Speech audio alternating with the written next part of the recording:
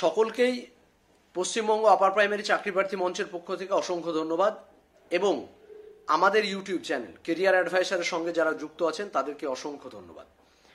এই মুহূর্তে দাঁড়িয়ে আজকে বেশ কিছু কথা বলার জন্যে মূলত এই ভিডিও। বেশ কয়েকটা বিষয় আমি উল্লেখ করার চেষ্টা করব।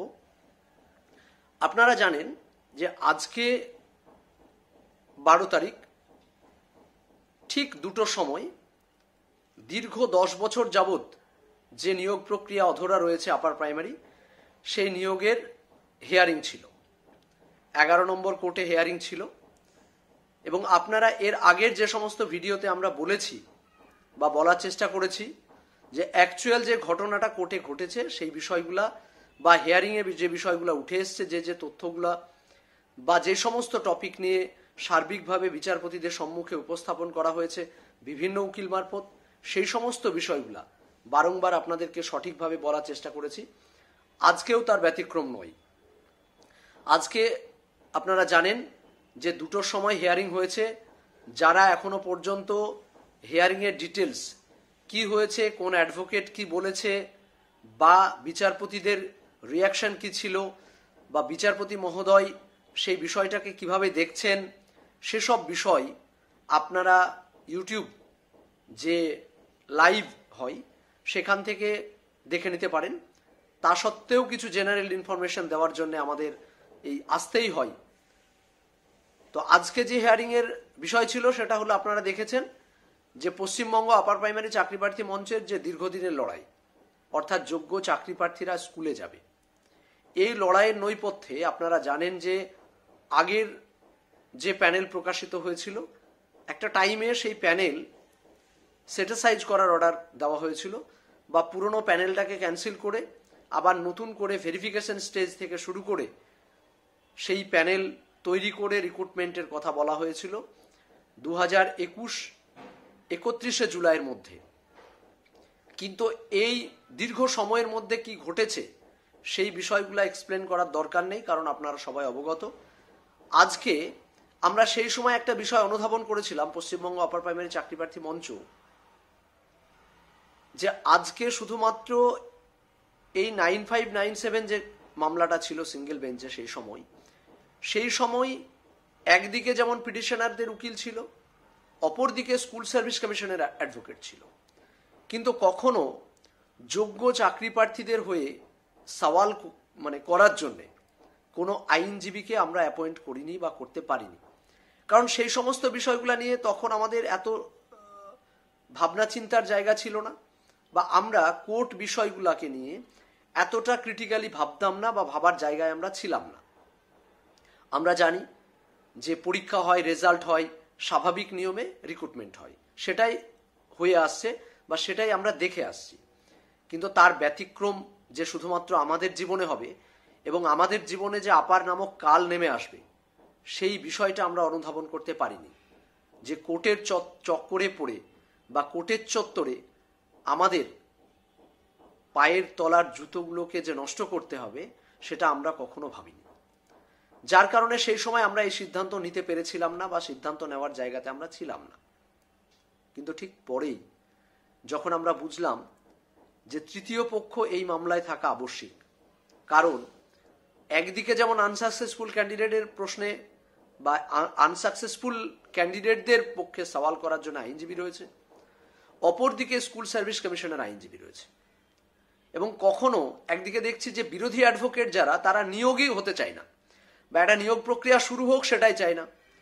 এবার সেক্ষেত্রে যদি স্কুল সার্ভিস কমিশন বা রাজ্য সরকার নিয়োগ না চায়, তাহলে আর নিয়োগ চাওয়ার জন্যে বা নিয়োগের দাবি করার জন্যে রাস্তায় পশ্চিমবঙ্গ আপার প্রাইমারি চাকরি প্রার্থী মঞ্চ থাকলেও কোর্টে কেউ প্রেজেন্ট থাকছে না, যার ফলে আগের প্যানেল ক্যান্সেল হয়েছে।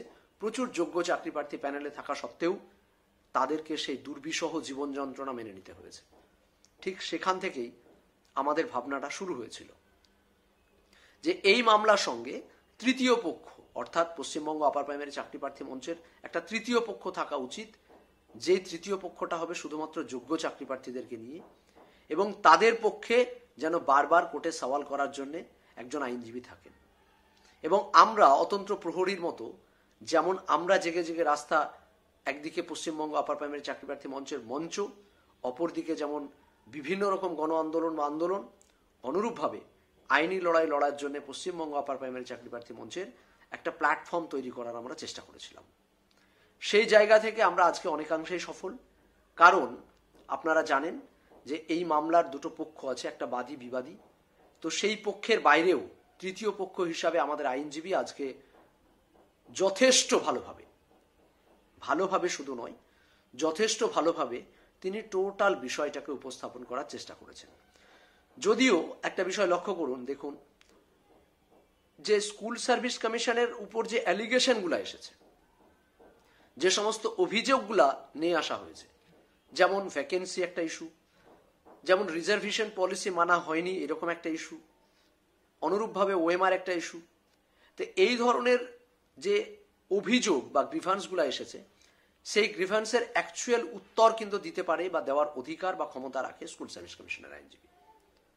অর্থাৎ আমাদের যিনি তৃতীয় পক্ষ ছিলেন, তিনি এই সমস্ত বিষয়ে প্রথমত অধিকার রাখেন না ক্লারিফিকেশন দেওয়ার।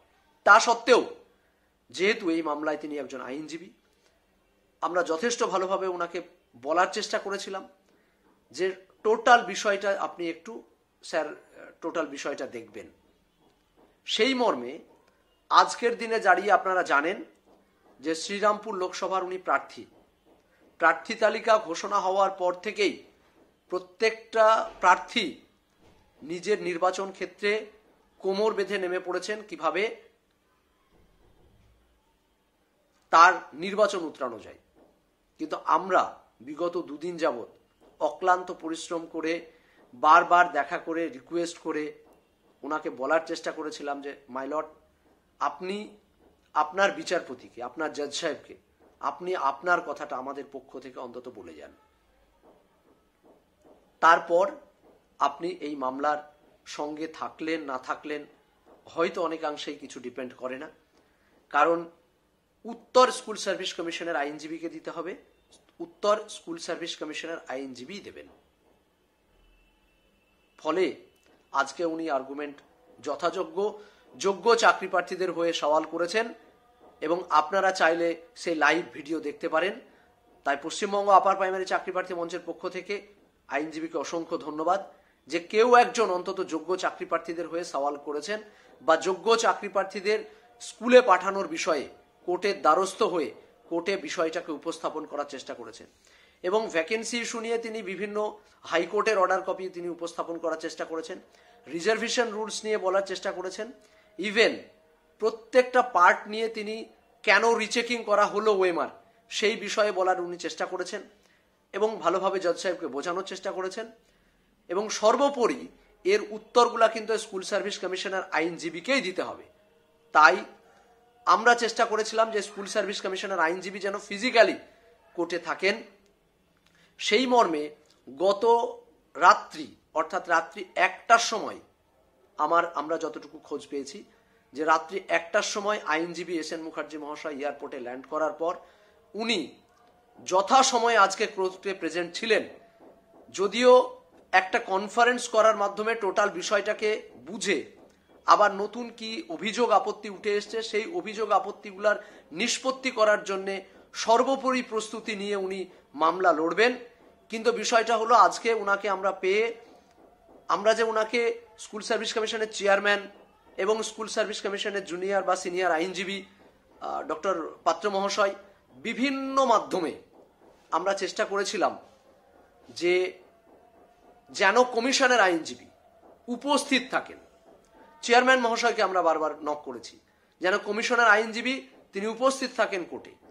আজকে আমরা প্রথমে দেখেছি একদম প্রথম থেকে শেষ পর্যন্ত তিনি কোর্টে ফিজিক্যালি উপস্থিত থেকে মামলা শুনেছেন এবং প্রত্যেকটা পয়েন্টকে নোট করেছেন এবং জুনিয়রের কাছে সমস্ত বিষয় আমাদের সম্মুখেই অনেক কিছু আলোচনার মাধ্যমে দেখলাম উনি বুঝে নেওয়ার চেষ্টা করছেন। অর্থাৎ আগামী পরশুদিন 14 তারিখ দুপুর 2টোর সময় যে হিয়ারিং রয়েছে সেই হিয়ারিংয়ে উনি আর্গুমেন্ট করবেন। উনি হয়তো চাইছেন যে টোটাল অভিযোগ স্কুল সার্ভিস কমিশনের ওপর কি আছে বিরোধী অ্যাডভোকেটদের প্রয়োজনে তারা আরো ক্লিয়ার ভাবে বলে নিক, তারপর আমি ফাইনালি সাবমিশন দেব এবং সেই সাবমিশন এমন একটা সাবমিশন হবে যে ম্যাট 638 যেন ডিসমিস হয়ে যায়। উনি নিজেকে এমনভাবে আর্গুমেন্টগুলা রেডি করেছেন যে প্রয়োজনে তিনার আর্গুমেন্টের পর ম্যাট 638 না ডিসপোজ হয়ে যায়। যাই হোক, সিদ্ধান্ত তো বিচারপতি নেবেন,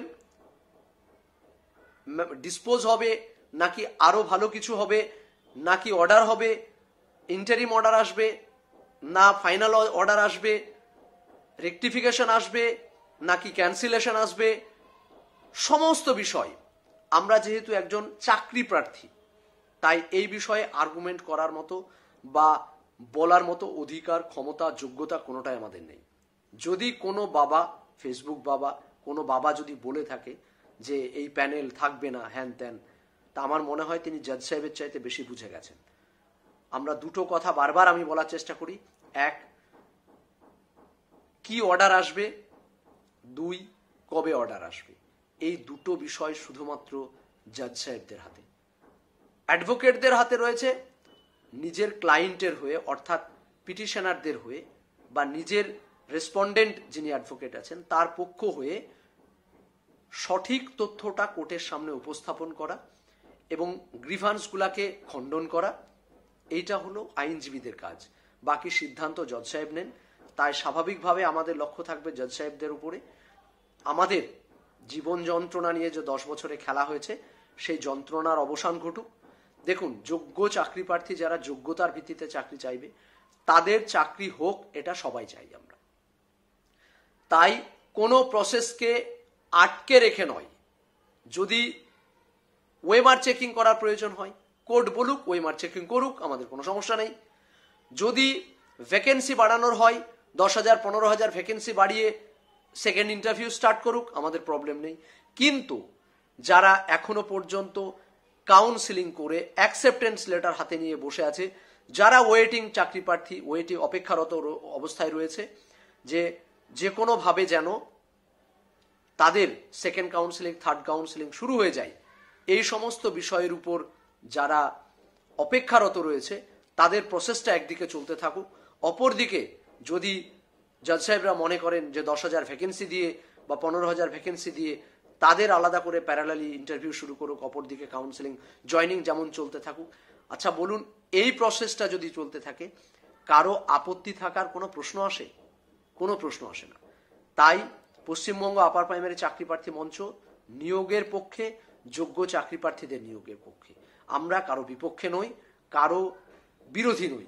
সুতরাং নিজের লড়াই নিজে নিজে করুন, যোগ্যতার ভিত্তিতে চাকরি হোক, এটাই আমাদের কাম্য।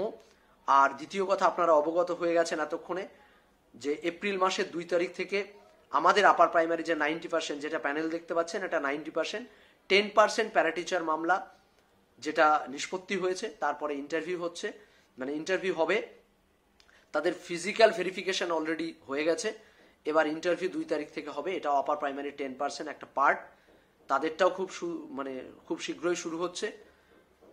আর একটা অপ্রাসঙ্গিক বিষয় যদিও বলে রাখি, 9, 10, 11, 12, গ্রুপ সি, গ্রুপ ডি যে ম্যাটারগুলা স্পেশাল কোর্টে চলছে, অর্থাৎ 29 নম্বর কোর্টে, যতটুকু আমার কাছে খবর খুব শীঘ্রই সেই মামলার নিষ্পত্তি হবে এবং খুব ভালো একটা অর্ডার হয়তো আসবে। ভালো খারাপ যাই হোক, কারো পক্ষে যাবে কারো বিপক্ষে যাবে, এটাই স্বাভাবিক। তো যেহেতু দুটো পক্ষ, একটা বাদী বিবাদী, তো ন্যাচারাল জাস্টিস হয়নি, যেটা বলা হচ্ছিল যে তাদের অর্থাৎ যে সাদা খাতার মাস্টারমশাই যারা আছেন তাদের পক্ষের কোনো উকিল, তার কথা নাকি কোর্টে শোনা হয়নি। তাই 29 নম্বর কোর্টে সেটা নিয়ে যথেষ্ট আলোচনা হচ্ছে। খুব স্বাভাবিকভাবেই সেটাও হয়তো অর্ডার খুব তাড়াতাড়ি পেয়ে যাবেন। তো সর্বোপরি যোগ্য চাকরি প্রার্থীরা স্কুলে যাক। স্কুলের বাচ্চাগুলা বছর বছর ধরে হাজার হাজার লাখ লাখ বাচ্চা সাফার করছে, তারা বেঁচে যাক। গণতান্ত্রিক যে ফ্রি এডুকেশন, এলিমেন্টারি এডুকেশন, সেটা সাফার করছে, সেই জায়গা থেকে সেই এডুকেশনটা অন্তত রক্ষা পাক। হাজার হাজার যে স্কুল বন্ধের মুখে, সেই বন্ধ হয়ে যাওয়া স্কুলগুলো আবার নতুন করে শিক্ষকে ভরে উঠুক, বাচ্চাগুলোর ভবিষ্যৎ উজ্জ্বল হোক এবং যে সমস্ত চাকরি প্রার্থীরা অপেক্ষারত অবস্থায় রয়েছে নিয়োগের জন্য যোগ্য চাকরি প্রার্থী, তারা স্কুলে যাক, এই সার্বিক আমাদের কামনা। সবাই ভালো থাকবেন। পরবর্তীতে অন্য বিষয় নিয়ে আবার আপনাদের সম্মুখে আসব প্রয়োজনের নিরিখে।